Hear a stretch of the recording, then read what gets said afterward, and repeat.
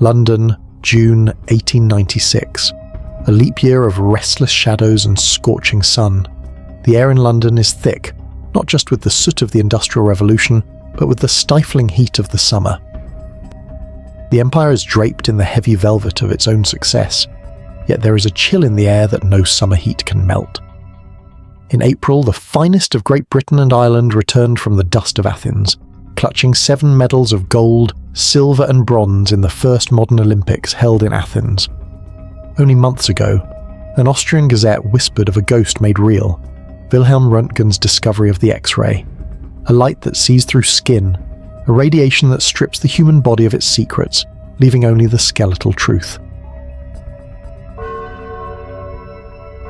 By September, the bells of the Abbey will ring for Queen Victoria as she surpasses her grandfather, King George III, to become the longest reigning monarch in our history.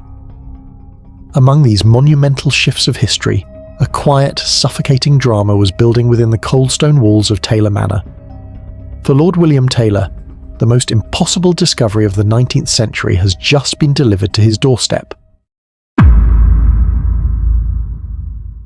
A newspaper from the future describing events that are yet to take place.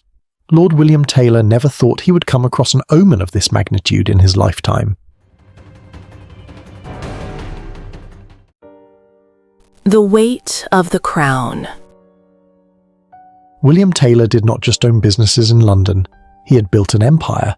His empire was built on the twin pillars of coal and chemicals, the fuel that warmed the hearths, and the science that coloured the world. William was the architect, the cold, calculating brilliance behind every strategy. Beside him stood John Taylor, the younger brother, a loyal second-in-command who navigated the soot-stained ledgers with a ruthless efficiency. The coal businesses were a titan in 1896. It supplied the gasworks that light the streets and the industry that drove the empire. But for William, dominance over the physical world was no longer enough. He sought to command something far more volatile: public opinion. William's newest ambition was a weapon forged in the fires of the printing press. He sought to launch his own newspaper, a broadsheet that would serve as both a shield and a sword. He intended to kill 2 birds with a single stone. To the public, it would be a beacon of good news, a glossy celebration of British industry. But beneath the surface, it was a masterstroke of manipulation, to sanitize the reputation of his businesses and spread the good word about him. In William's mind, if you controlled the headline, you controlled the truth. But the ink had barely dried on the announcement of his new venture before the shadows began to stir. By announcing his entry into the press, William didn't just invite competition, he invited a swarm of vipers. He had made foes of men who were once his close friends. The Invisible Spectre. One fine morning, William sits in his study. The steady, rhythmic snick-snick of a pocket watch is the only sound one can hear. A soft knock precedes the entrance of Henry, the butler, whose footsteps are as precise as a Swiss watch. On his silver tray sits a newspaper, but it looks different. The paper is too white, the ink too black, Henry said proudly. Your post, my lord, and if I may be so bold, a reminder that I cautioned you against this ink-stained world of newsprint. A gentleman of your standing in the coal and chemical trade should not be rolling in the gutter with the press. You have the soot of industry on your hands. Why add the grease of the printing press? William said with a smirk. Your loyalty is noted, Henry, even if your advice is a tad questionable. You fancy yourself my advisor, but you forget that I built this empire with meticulous planning and careful execution of strategies. Now, what is this? Looks like a newspaper. Just the front page. Where is the rest? William's smirk vanishes as he lifts the paper. The weight is wrong. The texture is smooth, almost like polished bone. And then he sees the date. It is not June 1896. The masthead clearly reads July 15th, 1896, a date that has not yet occurred, and shockingly the newspaper's brand name is missing, providing no hint as to its publishing house. William whispered sharply. Henry, who delivered this? A young lad, my lord. looked like a common street urchin, though his eyes were far too old for his face. He said it was a gift from a well-wisher who wanted you to see the shape of things to come. A handwritten note tucked into the fold slips out. The handwriting is elegant, almost feminine, but the words are a cold blade. "I heard you are starting a newspaper. This is the front page of things to come," it reads. "The rest will follow when the ink is dry. Consider this a template for your own success, or your survival. Do not ignore the following pages. The news only gets more interesting," William said to himself.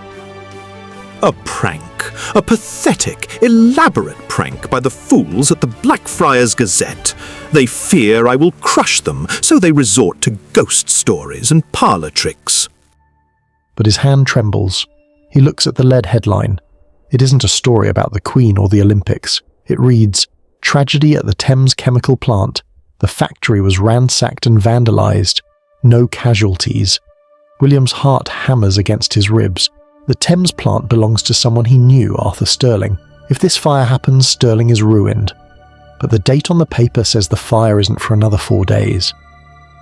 William stares at the pristine white paper, realization dawning. If this well-wisher knows the future of his rivals, they surely know his own. The silver thread of Counsel.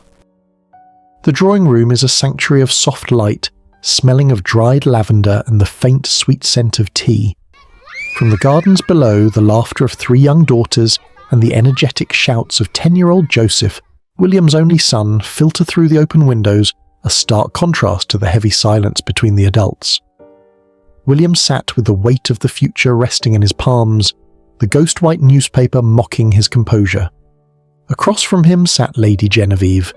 She was the silent engine of the Taylor household, a woman of sharp intellect whose wisdom often cut through William's bravado like a diamond through glass. He was a man of industry, but he was a man who always listened to his wife, Lady Genevieve said softly. William, you must build the bridge again with the founders of the Blackfriars Gazette. If Edward James and his nephews are behind this apparition of a newspaper, they should be ashamed of themselves for playing such a ghastly trick on an old friend. You must go to them. Look into the eyes of Edward and the Clark brothers. Explain to them that your venture is not a hand at their throats. William, with his voice heavy, They see me as a predator, Genevieve. They see my ink as a poison to their print. Then prove them wrong. Remind them of who you were before the coal and chemicals turned your heart to Flint. Go, before this well-wisher sends a second page that we cannot ignore. The Flint-eyed Sentinel.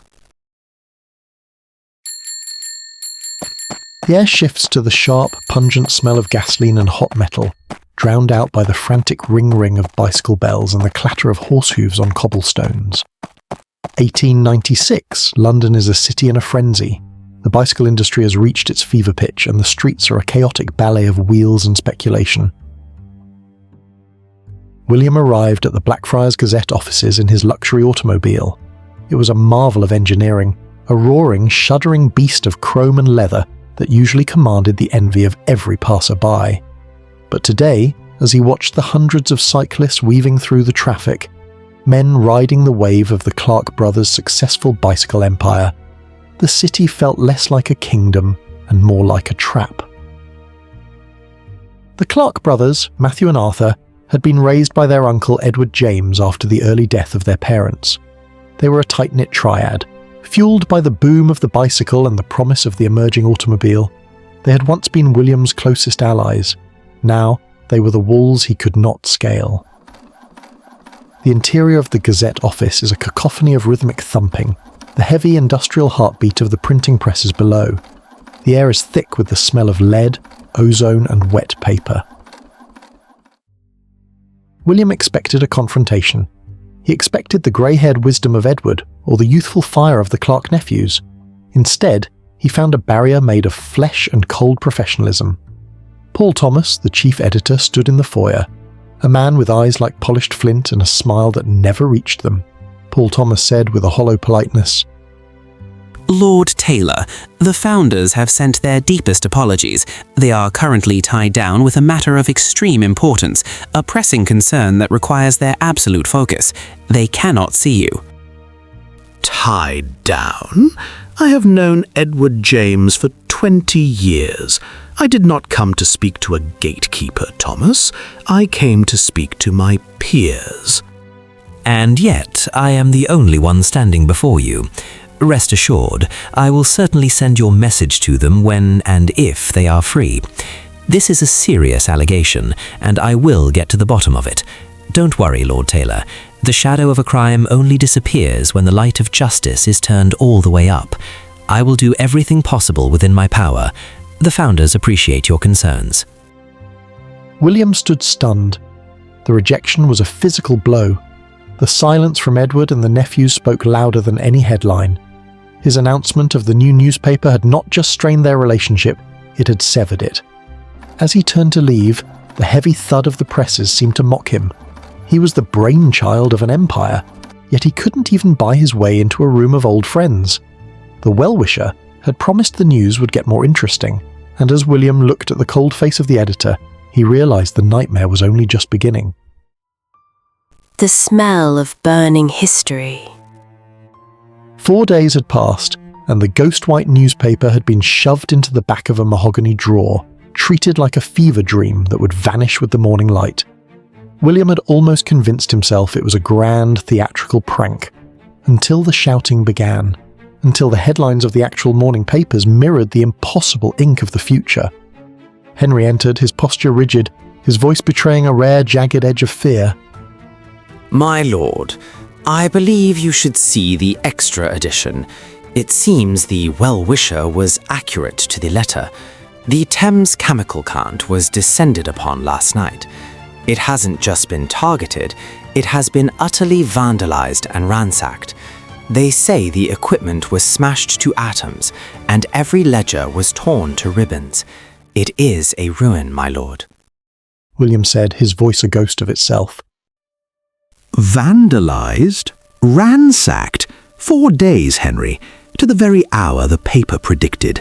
And this wasn't a warning, it was a schedule. The logic of the impossible. The room is dim, the only light coming from a single flickering candelabra that casts long, distorted shadows across Lady Genevieve's face.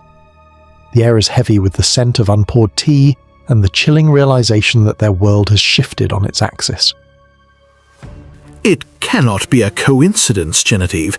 The odds are astronomical. Someone knew. Someone saw the sparks before the fire was even lit.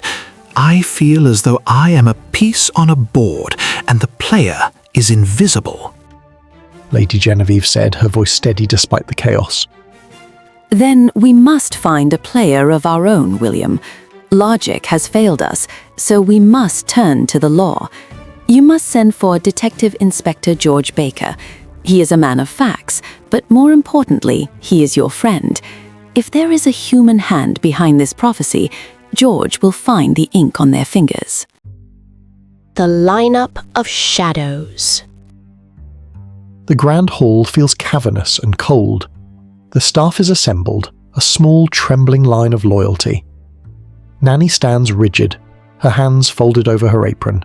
The 2 housemaids, one older and stoic, the other young and wide-eyed, fidget under the flickering gaslight. Henry stands at the end, the anchor of the household. William paced before them, his shadow stretching like a giant across the marble floor. He had spent the day in a state of vibrating panic, and now he sought a leak in his own fortress. William said sharply, I want the truth from each of you.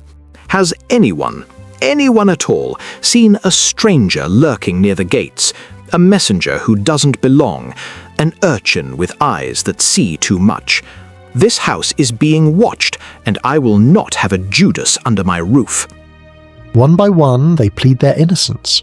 Their voices are a chorus of confusion and fear. Nanny's voice cracks as she swears by her years of service. The maids stammer through their denials. They are terrified, not of the newspaper, but of the man their master is becoming. Kitchen whispers and future men. Downstairs, Away from the prying eyes of the master, the mask of innocence slips into the thrill of the supernatural.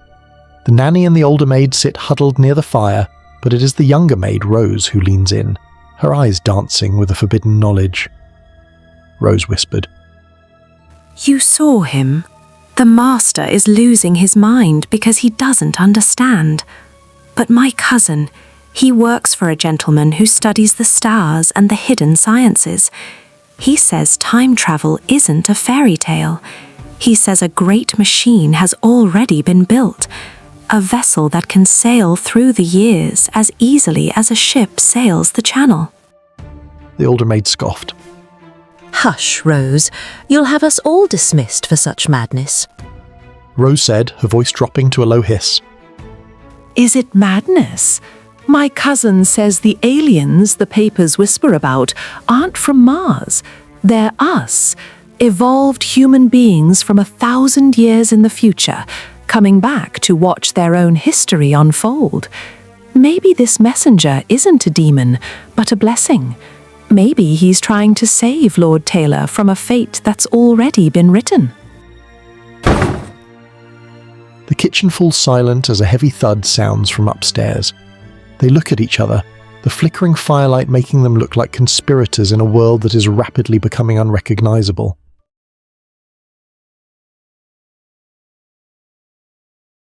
This channel grows based on your feedback, so tell us in the comments what stories you want to see next. To stay in the loop, make sure to like, subscribe, and tap the bell icon for automatic alerts.